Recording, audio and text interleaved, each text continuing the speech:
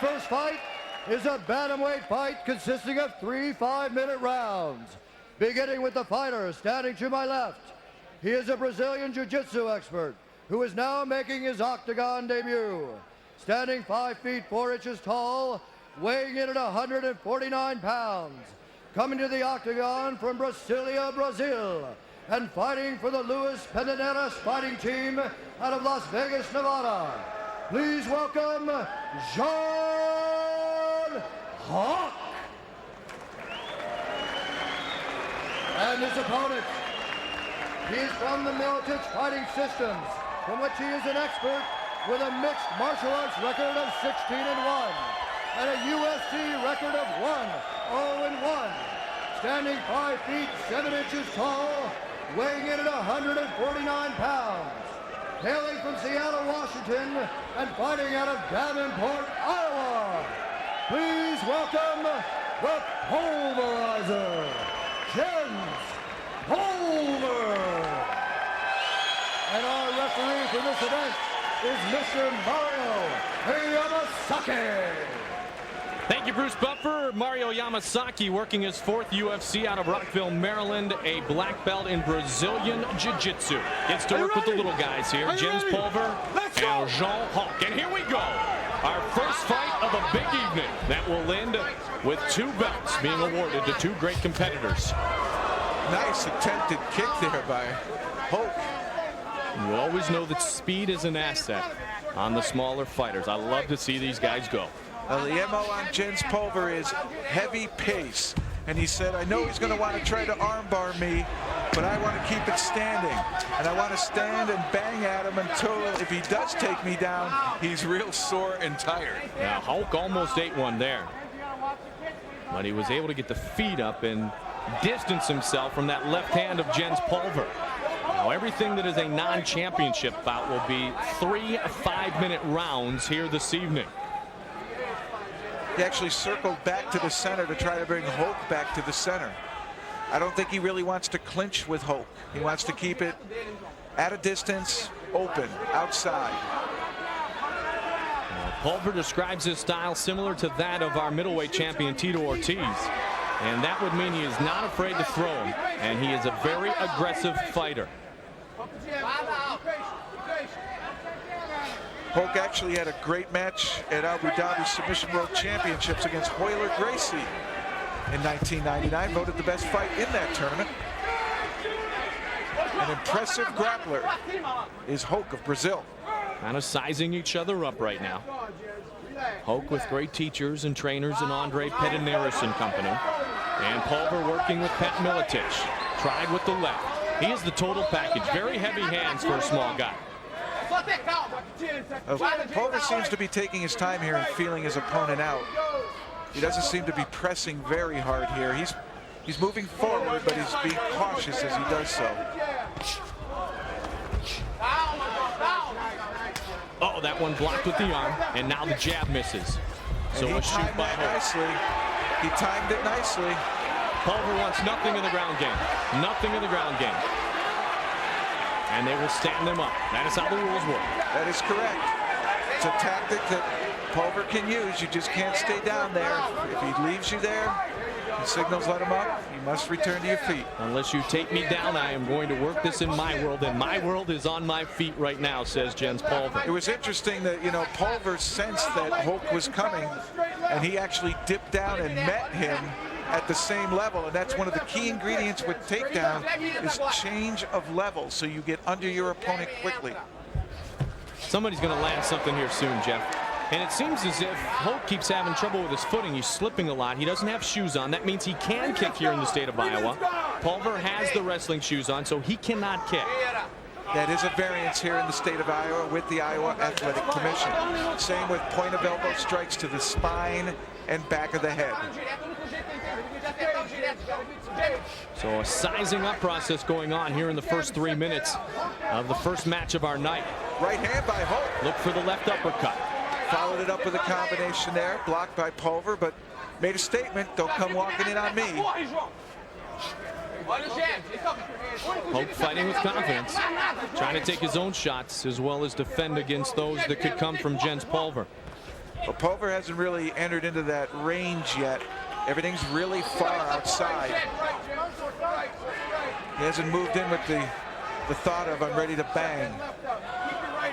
He's being very careful, very precise. There's the shoot. And again, he can't get to the legs. Can't get to the legs, and Pulver says, bring him up. But what Pulver has to do is do something from his feet. And he's got to close the gap here as Mario Yamasaki talks to the competitors. You have to stay busy on your feet in the same way you do on the ground, right, partner? That is correct. But the whole point of that is if you do not earn the takedown, some of these jiu-jitsu players will just flop to their back or their backside and try to make you play guard game all the time. And this is a better way for him to do it. He tried to hang on, but Pulver's very smart here. He's looking to see if he can pass it, maybe get side mount. Pulver's toying with the idea, and I'm not sure he wants to be doing this. 19 seconds left in round number 1. That's an important aspect too, and up he comes. What's the danger of trying to jump in there? Well, he's accepting playing Hope's game. Pulver clearly wants to keep it on his feet. Final seconds of round number 1, in with a flurry. Punches to the midsection. They sized each other up. Hoke shot. Pulver won't go down. And Pulver gets some strikes in to complete round number 1. Well, he finished it strong. That certainly is certainly a way to steal around at the end. I think Pulver controlled the round the whole time, and he put a flurry on in the end to certainly make sure he won that round. Attempted kick by Hoke, followed up by a jab. And then for some reason, Hope came down, but it seemed as though Pulver knew all along that here came the shot. A great read, good counter by Pulver. And there's a right hand by Hope that connected, left uppercut, right hook. Nice combination by the Brazilian. Didn't hurt Pulver, but this is what Hope wants to do. He wants to bring Pulver down, and he's willing to chase him, scoot after him on his backside to invite him down to ground fight. But Pulver would have none of it. In order for Pulver to be caught in the ground fight, either Hope takes him down or gets to his back, holding him into his guard and keeping him there.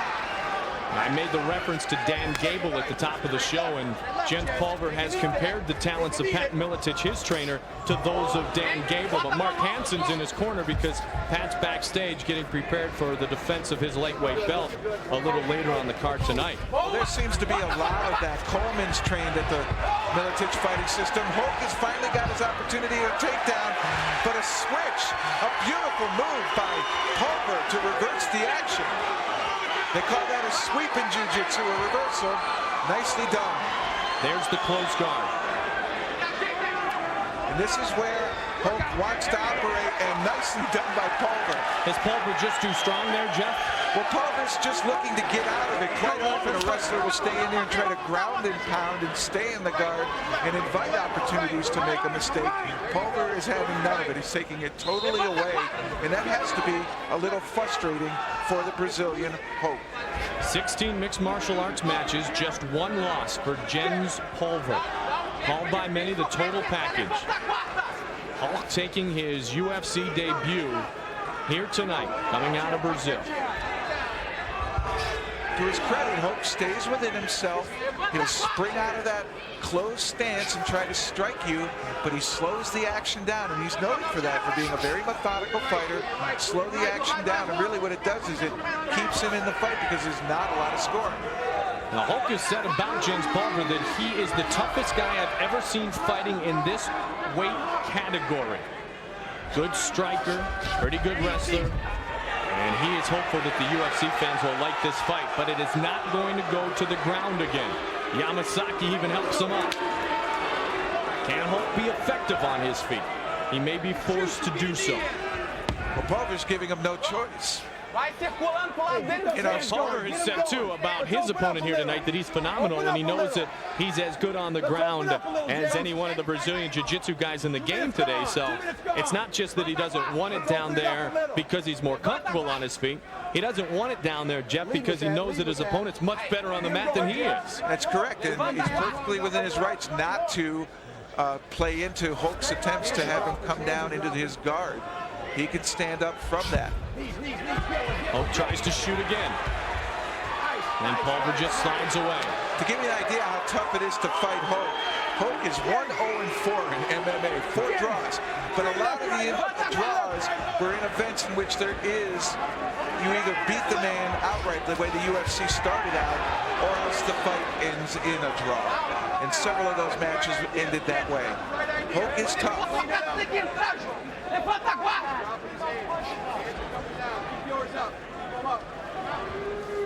Pulver, a dream to compete in the UFC. He's doing it for the 3rd time.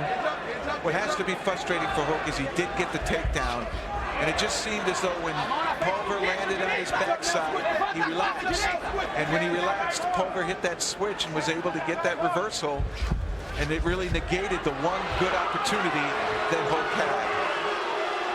The reaction of the crowd, I think, is going to be negative regardless of what we see here tonight against the Brazilian, with Pulver part of the Miletich team here in training in Iowa, Davenport, Iowa, where Pat's facility is right now.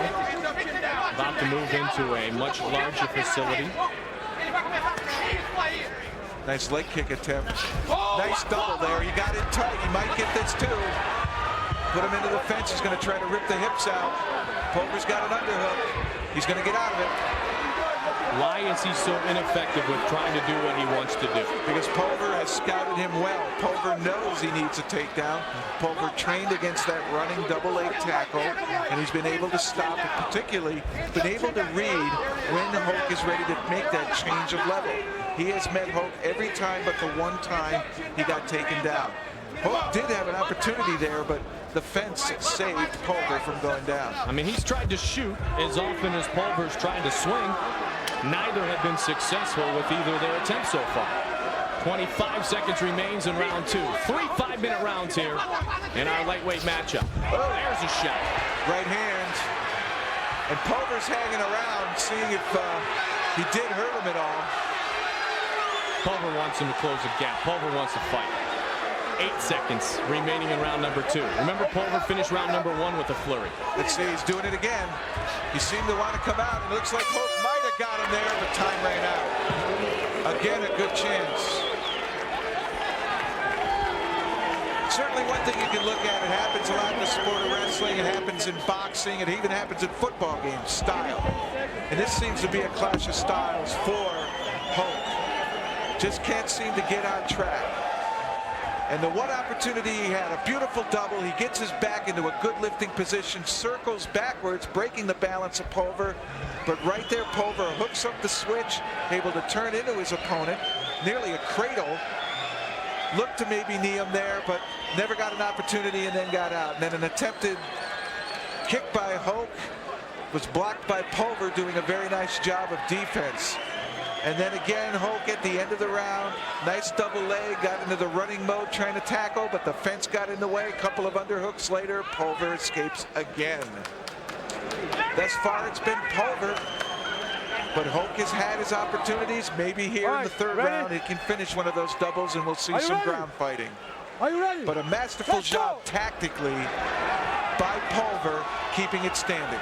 Respect shown from both fighters. Someone has to take control here in round number 3, the 3rd and final 5-minute round. Who will it be? I don't speak of the Portuguese, so I cannot translate from the corner of Jean Hulk.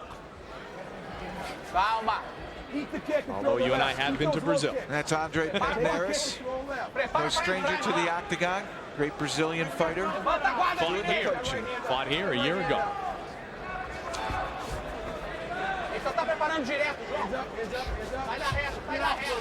Another double leg attack. And you got to give Hulk credit. Double after double after double attempt. Hulk is spending lots of energy trying to take Pulver down. He just can't seem to do it.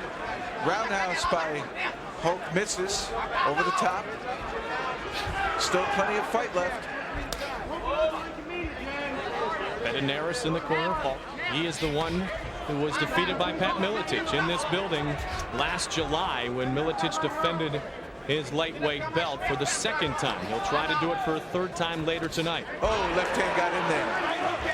The one thing we say in wrestling, when you shoot a takedown, everybody can finish if they get their hands on the leg. The real key to it is, how do I get in and get a good shot and be in there deep, what we call the penetration step, so that my back is in a lifting position, I'm on balance, and I can pick my opponent up.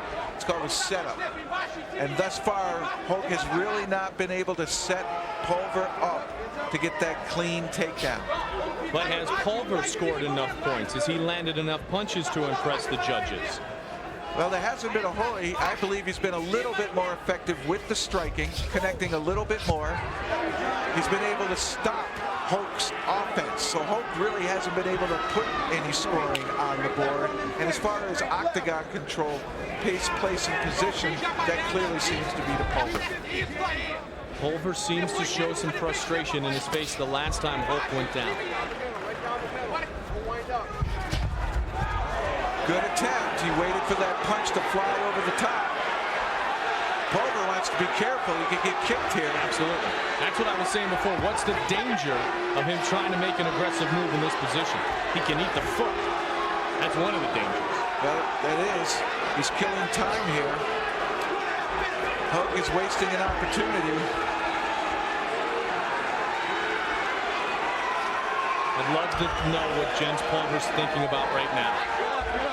I think he just wanted to give Hulk the opportunity to think something might happen and then take it away again.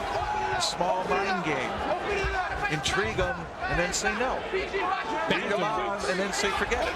Bantamweights, Jeff, I might have said lightweight. If I did, I apologize. Bantamweights here tonight for the first time in the UFC. Pulver and Hulk, 1 minute 51 seconds remaining in the first bout of the evening. Nothing has landed that has been very dangerous from either fighter here in the matchup. Pulver definitely has been labeled as a punching machine, but we have not really seen him be able to use his fists in any kind of consistent manner. Well, his best flurry was at the end of the first round. Obviously, he's got some respect for the punching ability of his opponent here tonight, because he hasn't closed the gap as frequently as he would if he had a little more confidence that he wasn't going to eat one himself, right? He also might be a little hesitant because there have been a number of double legs that have just missed for Hulk, and he's being a lot more cautious about winging a punch that misses, causing him to take a step to catch balance. That's the kind of setup Hulk needs to get the clean takedown. Hulk can try to make a statement here in the final 60 seconds of round number 3. Let's see if he does. He could certainly try to steal the round here. Come flying in at Pulver, make it a fight, make it a scramble.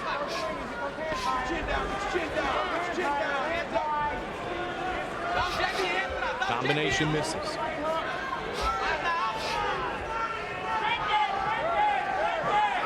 Seconds remains.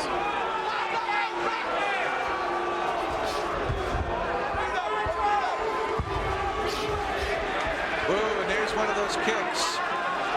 There's one of those kicks. Pulver will have none of it, wants him on his feet. You cannot kick a man on the ground, but you can kick from the ground. 7 seconds. That was not a punch that knocked Hulk down.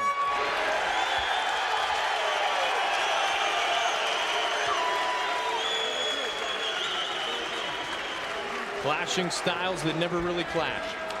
That's true. It just didn't really pan out that it was going to be a high-scoring fight. And really what stopped Hulk was Pulver's ability here to counter the double leg tackle. Regardless of what Hulk tried there, even when the double failed, he tried to pull him into the guard. He wanted nothing to do with it. Absolutely nothing to do with it. And right there you can see Hulk pleading with Pulver to come down to the ground and do the thing down there, fight down there. And Pulver would not do it. A smart tactical fight by Pulver. He should get the decision. So Jeff Mullen from Mid-South Karate and Kickboxing in Memphis, Tennessee. Tony Mullinex from Atlanta, a black belt in Shorin-Ryu and a second-degree black belt in Korean Karate. And the local judge, Rob Zabilski from Lake in the Hills, Illinois, the head coach of Team Z Kickboxing and Z's Martial Arts Academy, will render our decision. It has been handed to the voice of the Octagon, Bruce Buffer, and we will find out who has won this first bantamweight matchup. Ladies and gentlemen, after 3 rounds, we have a unanimous decision for the winner, the Pulverizer, Jens Pulver. So Pulver goes to 2-0.